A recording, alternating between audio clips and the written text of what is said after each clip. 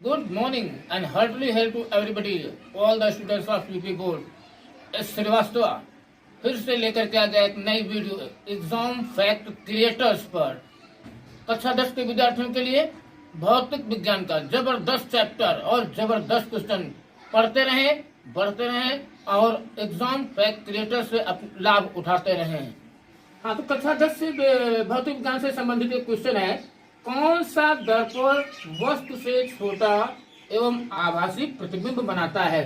तो उत्तर है उत्तल दर्पण। उत्तर है उत्तल दर्पण।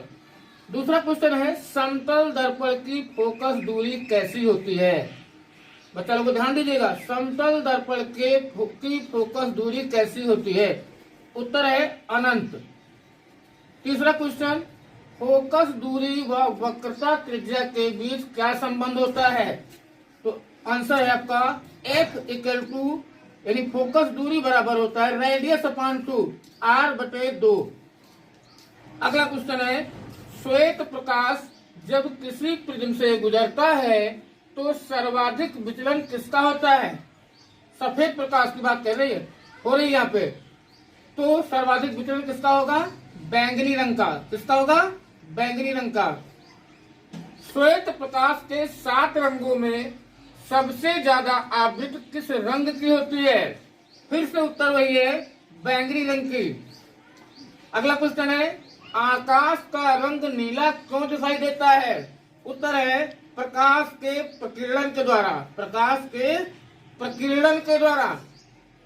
अगला क्वेश्चन है, अवतल लेंस एक वस्तु का प्रतिबिंब कैसा बनाता है? तो उत्तर है सीधा, आभासी और छोटा बनाता है। अगला क्वेश्चन है, चंद्रमा से देखने पर आकाश किस रंग का दिखाई देता है?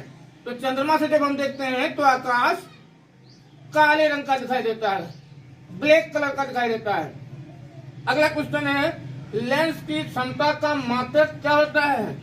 तो आंसर आपका है डायोप्टर। किसी वस्तु का वस्तु से बड़ा आभासी प्रतिबिंब किस दर्पण का होता है या किस दर्पण का बन सकता है? तो उत्तर आपको लिखना है उत्तल दर्पण का। किसका? उत्तल दर्पण का। अगला क्वेश्चन है, समतल दर्पण निर्मित प्रतिबिंब का आवर्धन कितना होता है? समतल दर्पण। तो उत्तर है 1 होता है, यानी 1 होता है। ब्रैकेट में यहाँ पर मैंने लिख दिया है। अगला क्वेश्चन है, स्वस्थ आंख के लिए दूर बिंदु कितना होता है? स्वस्थ आंखें जिसकी होती है उसके लिए दूर बिंदु कितना होता है? तो उसकी माप होती है 25 सेंटीमीटर। कितनी होती है? 25 सेंटीमीटर।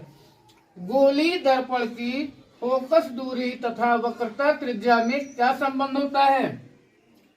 आंसर है, फोकस दूरी को डायरेक्ट करते हैं F से। F equal to 1/2 multiplied by radius, यानी F बराबर 1/2 गुणे वक्रता त्रिज्या। अगला क्वेश्चन है, लेंस की क्षमता का SI मात्रक क्या होता है? तो डायोप्टर होता है। लेंस की क्षमता का SI मात्रक डायोप्टर होता है। अगला क्वेश्चन है, श्वेत प्रकाश के किस रंग के लिए कांच का अपवर्तनांक अधिकतम होता है? तो बैंगनी रंग के लिए। श्वेत प्रकाश। अगला है, श्वेत प्रकाश के किस रंग के लिए कांच का अपवर्तनांक न्यूनतम होता है? न्यूनतम मतलब सबसे कम होता है। तो लाल रंग के लिए। अगर अधिकतम पूछता है तो बैंगनी रंग के लिए, अगर न्यूनतम पूछता है तो लाल रंग के लिए। अगला क्वेश्चन है, मानव नेत्र जिस भाग पर किसी वस्तु का प्रतिबिंब बनाते हैं उस भाग को क्या कहते हैं? आंसर है दृष्टि पटल कहते हैं। क्या कहते हैं? दृष्टि पटल। अगला क्वेश्चन आपका है, अभिनेत्र लेंस की फोकस दूरी में परिवर्तन किस प्रकार किया जाता है? अभिनेत्र लेंस की फोकस दूरी में परिवर्तन किस प्रकार किया जाता है? तो आपका है पक्षमाभि द्वारा। अगला क्वेश्चन है, आंखों में प्रवेश करने वाली प्रकाश की मात्रा को कौन नियंत्रित करता है? आंसर आपका है पुतली। आंसर है पुतली। अगला क्वेश्चन है, नेत्र लेंस कैसा होता है?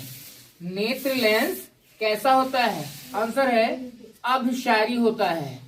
अगला क्वेश्चन है, मनुष्य के स्वस्थ नेत्र में, यानी जिसमें कोई रोग ना हो, स्वस्थ नेत्र में प्रतिबिंब कहाँ बनता है?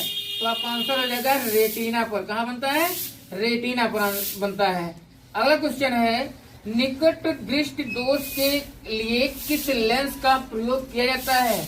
या यूं कह लीजिए, निकट दृष्टि दोष के निवारण के लिए किस लेंस का प्रयोग किया जाता है? तो यह आपका हो जाएगा अवतल लेंस का प्रयोग किया जाता है। इसी तरीके से दूर दृष्टि दोष के कारण प्रतिबिंब कहाँ पर बनता है? तो प्रतिबिंब बनता है रेटिना के पीछे। कहाँ बनता है? रेटिना के पीछे। फिर दूर दृष्टि दोष के निवारण के लिए किस लेंस का प्रयोग किया जाता है? उत्तर है आपका उत्तल लेंस का प्रयोग किया जाता है।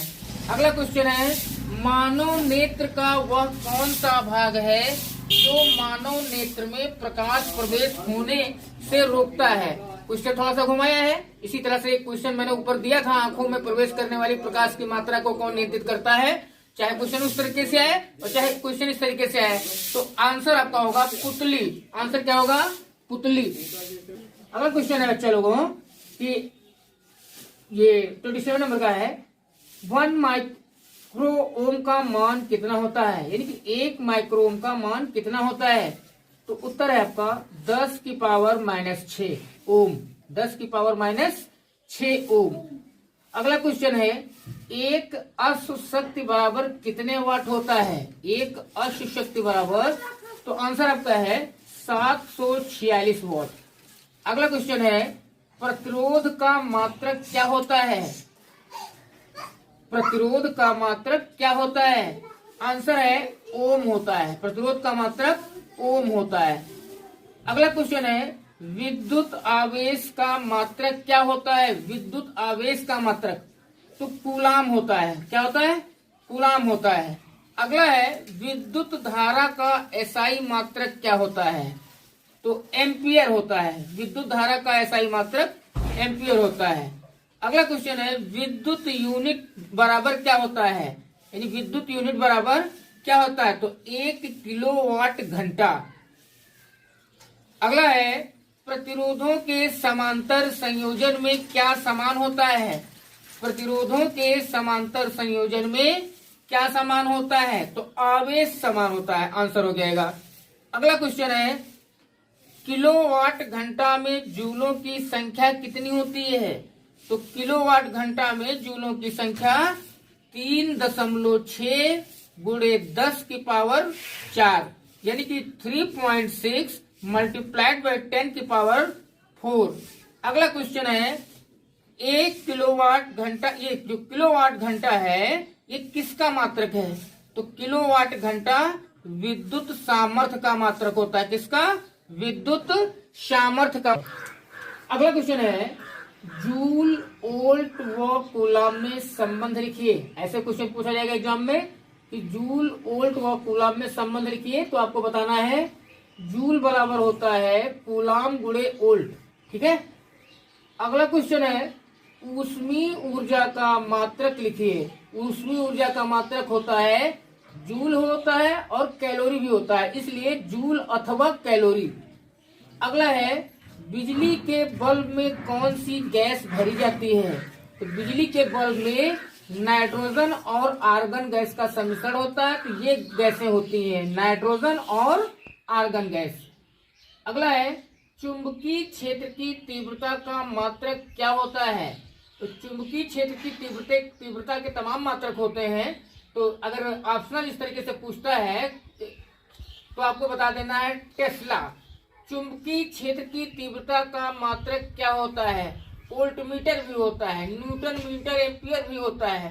तो याद रखना है कि चुंबकीय क्षेत्र की तीव्रता का मात्रक क्या होता है? वोल्टमीटर दिया है और 3 ऑप्शन अगर अलग दिए हैं तो आपको वोल्टमीटर पर टिक करना है। वैसे आपको याद रखना है चुंबकीय क्षेत्र की तीव्रता का मात्रक क्या होता है। फिर से वही क्वेश्चन, 3 क्वेश्चन ये रिवर्स किए गए, बार बार उसी तरीके से क्वेश्चन। इसमें से एक क्वेश्चन बिल्कुल 100% क्लियर है कि आपके एग्जाम में आएगा।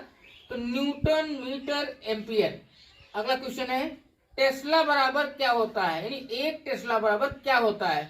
तो वेबर मीटर स्क्वायर क्या होता है? Weber metre square. अगला क्वेश्चन है चुंबकीय फ्लक्स का मात्रक क्या होता है? तो चुंबकीय फ्लक्स का मात्रक वेबर होता है। चुंबकीय फ्लक्स का मात्रक वेबर होता है। अगला है यांत्रिक ऊर्जा को वैद्युत ऊर्जा में बदलने वाला यंत्र कौन सा होता है? यांत्रिक ऊर्जा को वैद्युत ऊर्जा में बदलने वाला यंत्र कौन सा है? तो आपको उत्तर देना है डायनमो है। अगला क्वेश्चन है विद्युत चुंबकीय प्रेरण के नियमों का प्रतिपादन किसने किया था? यानी विद्युत चुंबकीय प्रेरण के जो नियम है उस का प्रतिपादन करने वाला जो वैज्ञानिक था या विद्वान था उसका क्या नाम था? तो फैराडे नाम था। अगला क्वेश्चन है विद्युत धारा उत्पन्न करने की युक्ति कौन सी होती है?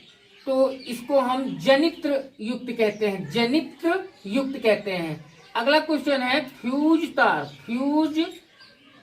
तार किस पदार्थ से बनाए जाते हैं? जो फ्यूज तार होते हैं वो किस पदार्थ से बनाए जाते हैं? आंसर आपका है तांबा, टिन और शीशे के मिश्रण से ये जो फ्यूज तार होते हैं वो बनाए जाते हैं। अगला क्वेश्चन है सौर कुकर का वह भाग जो ग्रीन हाउस प्रभाव के लिए उत्तरदायी है। सौर कुकर का वह भाग जो ग्रीन हाउस प्रभाव के लिए उत्तरदायी है। तो कांच की सीट। किसकी सीट? कांच की सीट। अगला क्वेश्चन है बायोगैस का मुख्य संगठक क्या है या कौन सा है? पूछ सकता है। तो बायोगैस का मुख्य संगठक मेथेन है। ठीक है। अगला क्वेश्चन है अंतिम क्वेश्चन है ऊर्जा का सबसे बड़ा कह लीजिए या अंतिम स्रोत कौन सा है? तो ये आपका सन है यानी कि सूरज है। तो इस तरह से आपके ये 50 क्वेश्चन फिजिक्स से रिलेटेड, 10th से रिलेटेड और 12th से रिलेटेड भी ये कंप्लीट हुए। आप लोग लगे रहिए, मेहनत करिए। एक एक न्यूमेरिकल, एक एक थ्योरिकल जितने भी क्वेश्चंस हैं मैं एक एक क्वेश्चन को क्लियर करते हुए और आगे आपको बढ़ाते चलूंगा। लेकिन आपको मेरे साथ आगे बढ़ना होगा, पढ़ाई करनी होगी और एग्जाम फैक्ट क्रिएटर को लाइक, शेयर और कमेंट से पूर्णतः फुलफिल करना होगा। That's all the best, see you again.